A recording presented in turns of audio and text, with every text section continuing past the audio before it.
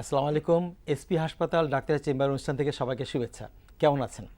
আমরা আমাদের নিয়মিত আয়োজনে আপনাদের সাথে কথা বলি, সরাসরি কথা বলতে চেষ্টা করি এবং ব্যথা নিয়ে যখন কথা বলি আপনারা বেশ উৎসাহিত হন ব্যথার কারণ জানতে, এবং এটাই কিন্তু প্রয়োজনীয় তথ্য। আমরা অনুষ্ঠানে এটা প্রচার করতে চেষ্টা করছি এবং আপনারা এটা অনুধাবন করেন, সম্যক ধারণা অর্জন করেন, এটাই আমাদের আনন্দ।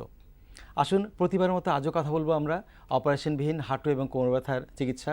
এ নিয়ে আজ আপনাদের মুখোমুখি হবেন নিয়মিত আপনাদের পরিচিত মুখ ডক্টর এস চক্রবর্তী, যিনি বাত, ব্যথা, প্যারালাইসিস বিশেষজ্ঞ। ডক্টর এস চক্রবর্তী, শুভেচ্ছা আপনাকে। ধন্যবাদ আপনাকে। আমরা প্রতিটি অনুষ্ঠানে আপনাকে পাই, কিন্তু একটি সপ্তাহে আমাদের দর্শকরা আপনাকে পায় না। জানতে চাই আপনার চেম্বার কোথায়? আমি আসলে SP hospital Shyamoli ring road, যেটা ওটাই ওখানেই বসি। সপ্তাহে 7 দিনে ওখানে থাকি, সকাল 10টা থেকে 2টা এবং বিকাল 5টা থেকে রাত 8টা পর্যন্ত। শ্যামলী রিং রোডে এসপি হসপিটাল, ওখানে আমি চেম্বার করি। দর্শক সংখ্যা তো কেটে গেল, আপনাদের কাছেই থাকেন এবং আপনাদের যোগাযোগের একটা মাধ্যম মোবাইল, চমৎকার, দেশে কিংবা বিদেশে। নাম্বারটিও জেনে নিই ডক্টর এস চক্রবর্তী, মোবাইল নাম্বারটি। আমার মোবাইল নাম্বার 016787098818। আমি আরেকবার বলছি 016787098818। তবে খুবই প্রয়োজন হলে তখন ফোন দিলেই ভালো হবে। দর্শক, আমরা অনেক তথ্য জেনে নিলাম ডক্টর এস চক্রবর্তীর কাছে। আপনারা আমাদের সাথে রয়েছেন, কথা বলবেন, প্রশ্ন করবেন, জানতে চেষ্টা করবেন। যখন কথা বলবেন তখন টিভি সেটের ভলিউমটি কমিয়ে প্রশ্ন করবেন এবং স্ক্রলিংয়ের নাম্বার রয়েছে, নাম পরিচয় সংক্ষেপে বলবেন, সমস্যার কথা সংক্ষেপে জানাবেন। চলুন আমরা অনুষ্ঠানে চলে যাই। ডক্টর এস চক্রবর্তী, আমরা ব্যথা নিয়ে একটি তথ্য আপনার কাছে জানতে চেষ্টা করি। বারে বারে আপনি বলেন যে ব্যথার ওষুধ এটা মনের সান্ত্বনা, বিষয়টা কি?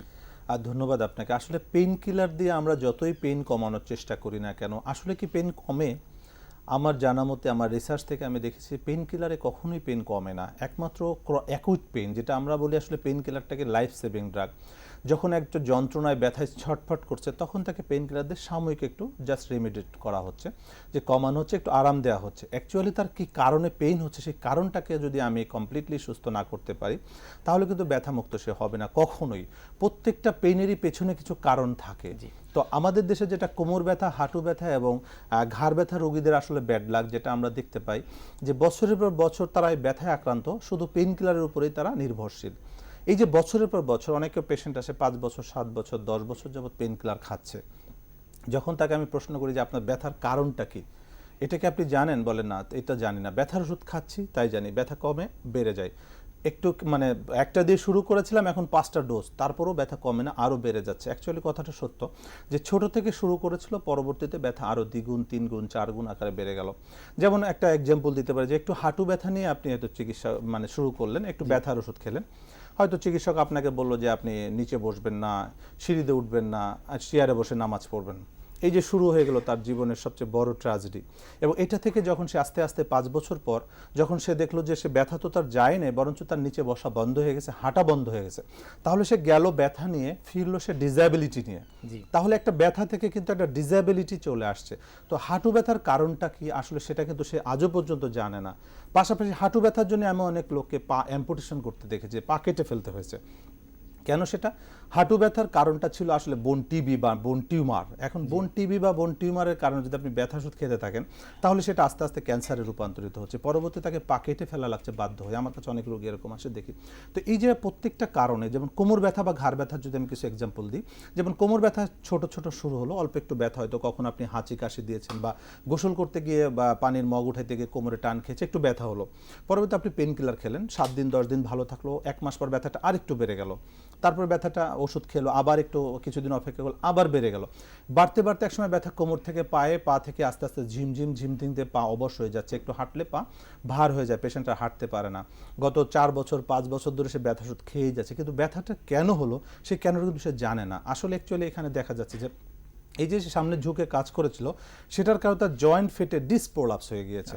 তো প্রথম অবস্থায় সামান্য একটু ইনজুরি ছিল, সেই ইনজুরিটা সে ব্যথা ওষুধ খেয়ে কমানোর কারণে ব্যথা কমে গেল, পরবর্তী মুভমেন্ট বাড়ায় দেওয়ার কারণে এই ফাটাটা আস্তে আস্তে বড় হতে থাকে এবং ডিস্কটা বের হতে থাকে। তো কিছুদিন পর পরে তার ব্যথা অ্যাটাক করা এবং সে ব্যথা ওষুধ খাচ্ছে, আস্তে আস্তে এইভাবে কমাইতে কমাইতে একসময় ধরে ডিস্ক প্রোলাপসে স্পাইনাল কর্ডের উপরে যে আঘাত করছে, তখন তার পাটা অবশ হয়ে যাচ্ছে, এমনকি অনেকে প্যারালাইসিস হয়ে যাচ্ছে। তাহলে এই যে ব্যথার ওষুধ না খেয়ে সে যদি জাস্ট 7 ডেজ রেস্ট এবং ফিজিওথেরাপি নিত, কিছু এক্সারসাইজ, তাহলে তাহলে কিন্তু সে পার্মানেন্ট সলিউশন, যেটা সম্পূর্ণ সুস্থ হয়ে যেত। এবং এটা জানার জন্য তাকে কিছু পরীক্ষা, যেমন একটা এক্স রে বা একটা এমআরআই করে কনফার্ম করা যেতে পারতো। তো এই যে কনফার্ম না করাতে বা পেশেন্টকে না বোঝানোর কারণে, কাউন্সিলিং না করার কারণে, কারণ আপনার কোমরের জয়েন্ট ফেটে আছে, আপনি ফাটার কারণে ব্যথাটা হচ্ছে, এই জিনিসটা তো বুঝতে হবে একটা পেশেন্টকে। যদি না বোঝে তাহলে কিন্তু সে মানে এটাকে রক্ষা করতে পারবে না, প্রিভেনশন করতে পারবে না। এই যে ফেটে গেছে না জানার কারণে সে তো জানে না, সো সে বারবার সে সামনে ঝুঁকে কাজ করছে, আর ফাটাটা আস্তে আস্তে বড় হচ্ছে। সো এটার কারণে সে আস্তে আস্তে আরও খারাপের দিকে চলে গেলো। এই জন্য আমরা বলি যে পেশেন্টকে সবসময় বোঝাতে হবে যে আপনার রোগটা কি, কেন হচ্ছে, কি করলে এটা বাড়তে পারে, কি করলে এটা কমতে পারে। এই যে জিনিসগুলো যদি জানানো যায় তাহলে পেশেন্ট কিন্তু কন্ট্রোল করতে পারবে। সো কোমর ব্যথা হোক, ঘাড় ব্যথা, হাঁটু ব্যথা, যদি পেশেন্ট না জানে কেন হচ্ছে, তাহলে এই পেশেন্টকে কখনোই ভালো করা সম্ভব না। সো যে কোনো ডিজিজকে ভালো করতে গেলে আগে সেটার প্রিভেনশন জানাইতে হবে, যে কি করলে আপনি কন্ট্রোলে রাখতে পারবেন, তাহলেই ভালো করলে সেটা সম্ভব। ধন্যবাদ। অনেকে বলেন যে এক্সরেতে হাড় ক্ষয়ে গেছে, হাড় বেড়েছে, কোমরের হাড়ের ক্ষেত্রে বলে, এই যে তারা বলে সাধারণে স্পট পড়েছে এক্সরেতে, এই যে কথাগুলো বলে, আপনি কিভাবে দেখেন? আসলে এই যে এই জিনিসটার মধ্যে কিন্তু আসলে যে ঘোলাটে অবস্থা, যে হাড় বেড়ে গেছে, ক্ষয় হয়ে গেছে, আসলে এগুলো ন্যাচারাল প্রসেস। বেড়ে যাওয়া বা ক্ষয় হওয়ার জন্য কিন্তু ব্যথা হয় না। তাহলে একটা বৃদ্ধ মানুষ, 80 বছর বয়সে অনেকে আছে তাদের কিন্তু ব্যথা নাই, তাহলে 80 বছরের ব্যক্তির কি ক্ষয় হয় নাই বা তার কি হাড় বেড়ে যায় নাই? তার কিন্তু অসম্ভব রকমের ক্ষয় আছে বা বেড়ে গিয়েছে, এটার জন্য কিন্তু ব্যথা হচ্ছে না। ব্যথার পেছনে অন্য কোনো কারণ আছে, সেই কারণটাকে আমি উদ্ঘাটন না করে আমি ক্ষয়ের উপরে ছেড়ে দিলাম। ক্ষয় তো হবেই, ন্যাচারাল প্রসেস। হাড় যেমন বাড়ে, একটা জন্ম থেকে একটা শিশু যখন বড় হতে থাকে তখন কিন্তু তার হাড় বাড়তে থাকে, তেমনি যখন বৃদ্ধ হতে থাকে তখন তার হাড় ক্ষয় হতে থাকে। তো এটা ন্যাচারাল প্রসেস, এখানে কোনো প্রবলেম হবে না, কারণ এটা আল্লাহ সৃষ্টি থেকে এই সিস্টেমে চলে গিয়েছে। একটা বৃদ্ধ মানুষ, তার যখন হাড় ক্ষয় হতে থাকে এবং অসিফিকেশন হতে থাকে, অস্টিওফাইটস ফর্মেশন হতে থাকে, তখন তার ব্যথা অ্যাবজর্ব করার পাওয়ার আল্লাহ বাড়িয়ে দিচ্ছে, তার শরীরে নিজেই তার পেন কিলার তৈরি করে তাকে সেটা কন্ট্রোলে চলে আসছে, সেখান থেকে ব্যথা হচ্ছে। ব্যথা হচ্ছে যে এই ক্ষয়ের কারণে বা সামনে ঝুঁকে তার জয়েন্টগুলো ফেটে যখন ডিসপ্রোলাপস হয়ে তার নার্ভকে আঘাত করে, অথবা বোন টিবির কারণে, বোন টিউমারের কারণে হাড় ভেঙে যখন কর্ডের উপরে চাপ দেয়, তখনই ব্যথা। তো বৃদ্ধকালে যখন ব্যথা হয়, তো বেশিরভাগই দেখা যায় তার জয়েন্ট ফেটে ডিসস্লিপ করে স্পাইনাল কর্ডের উপর অসম্ভব রকমের আঘাত আছে, অথবা কারোর বোন টিবি আছে, কারো বোন টিউমার আছে, কারো ক্যান্সার আছে, এইগুলো কারণে, বয়স জাতীয় কারণে যে কোমরের ব্যথাগুলো পেয়ে থাকি। প্লাস যেটা আমরা 20 বছর বয়সে যখন আমরা কোমর ব্যথা পাই, 20 থেকে 30, 40, এখানে কি আপনি ক্ষয়ের কথা বলবেন? 20 থেকে 30-এর মধ্যে কি ক্ষয় হবে?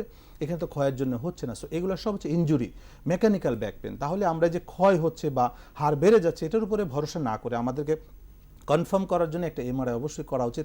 একটা এমআরআই করলেই কিন্তু সব সমস্যার সমাধান হয়ে যাচ্ছে, যে কেন ব্যথাটা তার হচ্ছে। কিন্তু অনেক ক্ষেত্রে অনেকে বলেন যে কোমর ব্যথা হয়েছে, আস্তে আস্তে ভালো হয়ে যাবে, কিন্তু দেখলো আস্তে আস্তে 2 বছর পার হয়ে গেছে, ভালো হচ্ছে না, আরো বেড়ে বেড়ে যাচ্ছে। যাচ্ছে। আসলে আস্তে আস্তে ভালো হবে কি করে? আমি তো জানি না যে কেন আমার ব্যথাটা হচ্ছে।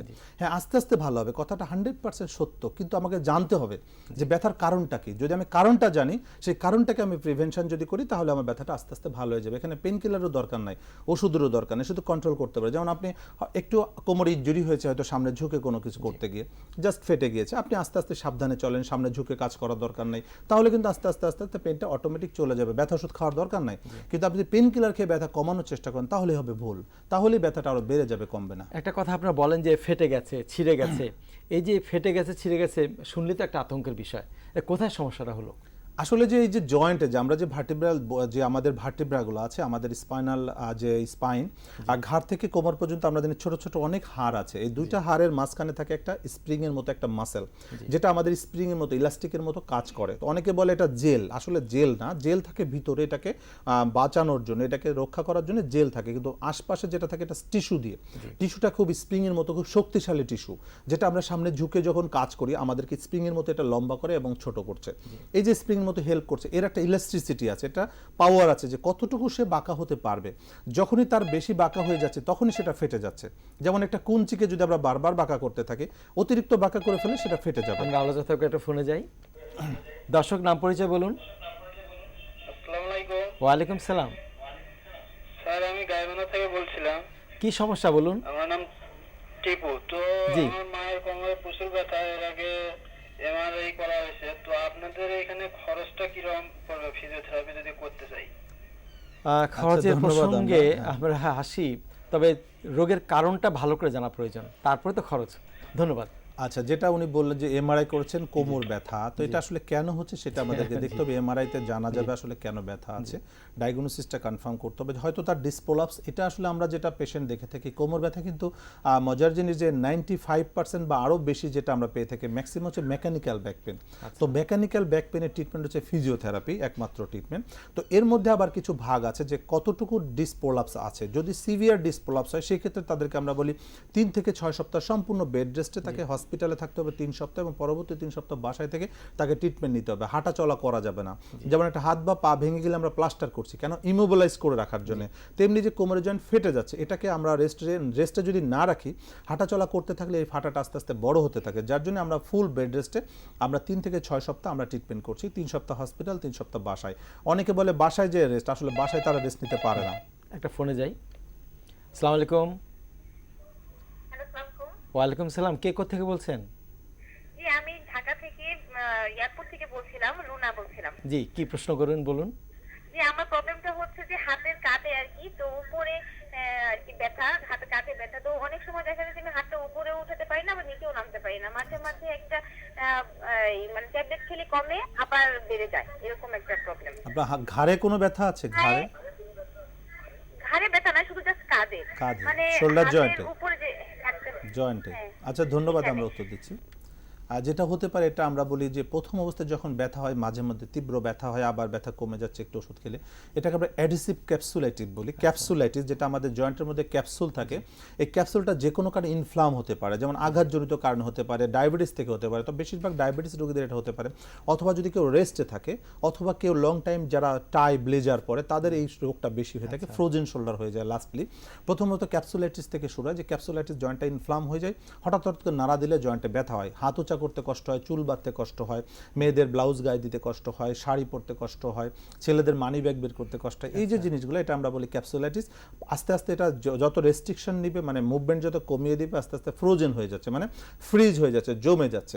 তো এটা আসলে একমাত্র ট্রিটমেন্ট হচ্ছে যে ফিজিওথেরাপি। আর্লি স্টেজের 3টে স্টেজ আছে, স্টেজ 1, স্টেজ 2 এবং স্টেজ 3। স্টেজ 1-এ তার যে ব্যথাটা হচ্ছে, এই ব্যথা যদি সে একটু গরম পানির শেক বা একটু ব্যথার ওষুধ এবং এক্সারসাইজ ফিজিওথেরাপি করে তাহলে এটা ভালো হয়ে যাবে। এটা স্টেজ 2-তে যাবে না। স্টেজ 2-তে গেলে তার ব্যথা এবং স্টিফনেস বাড়তে থাকবে, এবং স্টেজ 3টা খুবই খারাপ, সেটা প্রচণ্ড পরিমাণে অ্যাডিশন হয়ে যাচ্ছে, এবং সেটা ভালো হতে লং টাইম লাগতে পারে, 1 বছর, 1.5 বছর, 2 বছর লেগে যাচ্ছে। সো এই জন্য যাদের এই ব্যথা আছে তাদের দ্রুত ফিজিওথেরাপি নিয়ে এটাকে যত দ্রুত সম্ভব ফ্রি করে ফেলতে হবে। অনেকে বলে যে ব্যথার ওষুধ খান এবং রেস্টে রাখেন, এই রেস্টে রাখলেই কিন্তু স্টেজ 1 থেকে স্টেজ 2-তে চলে যাবে, স্টেজ 2 থেকে স্টেজ 3-তে চলে যাবে, মানে এটা অ্যাডিশন হয়ে যাবে বা জমে যাচ্ছে। বাড়তেই So, থাকবে। আমি ওনাকে সাজেস্ট করবো যে আপনি যে এক্সারসাইজ করছেন এটা ফিজিওথেরাপির মাধ্যমে আপনি কিছু এক্সারসাইজ শিখে নেবেন, একজন ফিজিওথেরাপি কনসালটেন্টের মাধ্যমে আপনি এক্সারসাইজগুলো শিখে নেন, এবং সেখানে গরম পানি হিট খুব ভালো কাজ করবে। আপনি ফিজিওথেরাপি দিলে এটা ভালো হয়ে যাবে। ডক্টর চক্রবর্তী, আমরা এসপি হসপিটালে আপনার ওখানে দেখি যারা ব্যথা নিয়ে আসেন, 3, 4, 5 বছরের কোমর ব্যথা, হাঁটু ব্যথা, আপনি বলেন যে ভালো হয়ে যাবে, চিন্তা করবেন না। এই যে কথাটা বলেন, রহস্যটা কি? আসলে আমার যে 13 বছরের অভিজ্ঞতা, 13 বছরে আমি প্রচুর রোগী দেখেছি, কোমর ব্যথা রোগী, যেটা আমি তার প্রথমে ডায়াগনোসিসটা করি যে জয়েন্ট তার কতটুকু ইনজুরি আছে, ডিসপ্রোলাপস কতটুকু আছে। যদি বড় ডিসপ্রোলাপস দেখতে পাই তাহলে সেক্ষেত্রে আমরা বলি অ্যাবসলিউটলি বেড রেস্ট 3 থেকে 6 সপ্তাহ।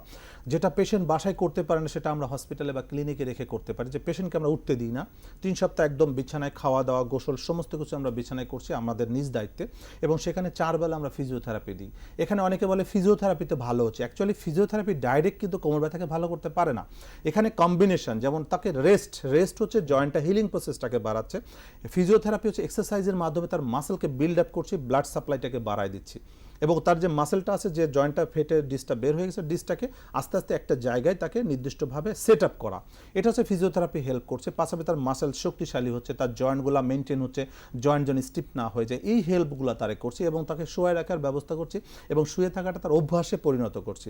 এই যে 3 সপ্তাহ করে দেওয়ার পর পেশেন্ট কিন্তু অভ্যস্ত হয়ে যাচ্ছে, পরবর্তী সে 3 সপ্তাহ বাসায় গিয়ে সুন্দর মতো শুয়ে থাকে, যার কারণে 6 সপ্তাহ পর সে ভালো হয়ে যাচ্ছে। কিন্তু আমরা পাই ডাক্তার সাহেব লিখে দেন যে 3 সপ্তাহের বেড রেস্ট, যারা কোমর ব্যথার রোগী ডাক্তার লিখে দিচ্ছেন, তো তিনি 3 সপ্তাহ কেন 1 মাস পরে বলেন যে যা ছিলাম তাই। না, আসলে কখনোই সে বেড রেস্ট নিতে পারে না। যেটা হচ্ছে আসলে বেড রেস্ট মানে রোগীরা মনে করছে আমি কাজকর্ম বন্ধ করে আমি একটু শুয়ে থাকলাম কিছুক্ষণ, একটু উঠে বসলাম, একটু টয়লেটে গেলাম, একটু আমি তো কাজ করছি না। আসলে সে কাজের সাথে এই বেড রেস্ট কিন্তু জ্বরের বেড রেস্ট আর কোমর ব্যথার বেড রেস্ট এক না।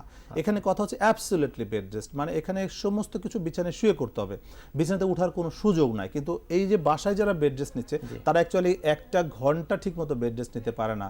15 দিন তো দূরের কথা, বা 3 সপ্তাহ তো সম্ভবই না, 3 দিন তারা ননস্টপ বেড রেস্টে থাকতে পারে না, যার কারণে এটা কখনোই ভালো হচ্ছে না। আলোচনার আমরা থাকবো।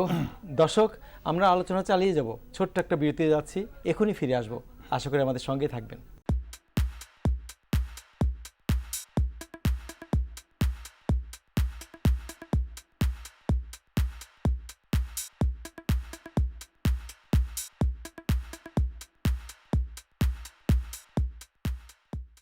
ফিরে এলাম বিরতির পর, সাথে থাকবার জন্য ধন্যবাদ। প্রিয় দর্শক, আমরা বিরতিতে একটা ফোন পেয়েছিলাম, রানু মার্মা কক্সবাজার ফোন করেছেন। তিনি বলেছেন যে ডক্টর চক্রবর্তী, যে হাঁটু ব্যথা তার অনেক দিন যাবৎ, তিনি এক্স রে করেছেন এবং নানা পরীক্ষা নিরীক্ষায় কোনো তথ্য পাননি কেন ব্যথা হচ্ছে, কিন্তু ব্যথা রয়ে গেছে হাঁটুতে, বিষয়টা কি? আসলে যেটা দেখা যায় যে হাঁটু ব্যথার কারণ বিভিন্ন কারণেই হয়, যেমন প্যাথোলজিক্যাল হতে পারে, মেকানিক্যাল হতে পারে। তা আমাদের দেশে অনেকেরই হাঁটু ব্যথা এরকম আছে, কোনো কারণ নাই, X ray normal, MRI normal, সব কিছু নর্মাল, বাট হাঁটু ব্যথা আছে। এটা আসলে তার হাঁটুর সমস্ত পরীক্ষা নিরীক্ষা হচ্ছে, কিন্তু কোমরটাকে দেখা হয় না। আসলে কোমর থেকে ব্যথাটা আসছে, কিন্তু পেশেন্ট কিন্তু কোমরটাকে কমপ্লেন করতে পারছে না, কারণ কোমরে হয়তো মাঝে মধ্যে সে ব্যথাটা ফিল করে, কিন্তু বেশিরভাগ সময় হাঁটুর পেছন দিকে, কখনো হাঁটুর নিচে ব্যথাটা ফিল করছে।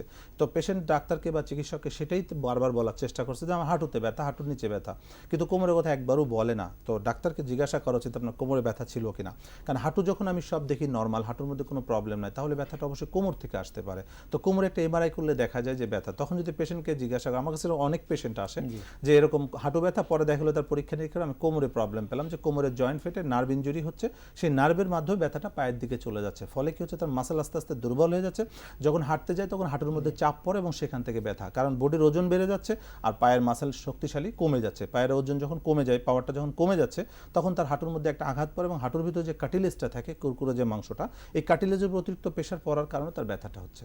কিন্তু আমাদের দেশে সবাই বলেন, বা অনেকেই বলেন, শিক্ষিত বা সাধারণে একটা কথা, ওজন বাড়লে হাঁটু ব্যথা বাড়বেই, সুতরাং ওজন বাড়িও না। আচ্ছা, ওজন বাড়লে হাঁটু ব্যথা বাড়বে, আমি কিন্তু এটা সবসময় বলি যে না, এটা আসলে ঠিক না। তবে হাঁটু ব্যথা যদি থাকে, তাদের ওজন যদি বেশি থাকে, সেই ক্ষেত্রে ডিফিকাল্টি, কারণ ওজনের অনেক মানুষ আছে, সবার কিন্তু হাঁটু ব্যথা না। আবার অনেক হাঁটু ব্যথা রোগী আছে যাদের ওজন নাই, 35-40 কেজি ওজন, তাদের কেন ব্যথা? অ্যাকচুয়ালি এটা সামঞ্জস্যের অভাব। যেমন ফাউন্ডেশন বলছি আমরা, যে ওজন আপনার 60 কেজি, পায়ের জোর আছে 20 কেজি, তাহলে ব্যথা হবে। আলোচনা থাকবে একটা ফোনে যাই। হ্যালো দর্শক। আসসালামু আলাইকুম। ওয়ালাইকুম সালাম, নাম পরিচয় বলুন। আমি টাঙ্গাইল থেকে বন্যা বলছি। জি জি, প্রশ্ন করুন। আচ্ছা, আমার সমস্যাটা হচ্ছে আমার মার এই আচ্ছা। পায়ের তালুতে ব্যথা, পুঁতে ব্যথা, বসলে আর দাঁড়াইতে পারে না, কাটার মতো নাকি পিঠে পায়ের মধ্যে। তো এটার জন্য থেরাপি দিতে কিন্তু কোনো উপকার হয় নাই। জি ধন্যবাদ, আমরা বুঝতে পেরেছি। এটার জন্য দেখেন, একটা কিছু মানে আমরা উত্তর দিচ্ছি। দর্শক ধন্যবাদ। খুব সহজে যেটা আমি বুঝতে পেরেছি, অনেকেই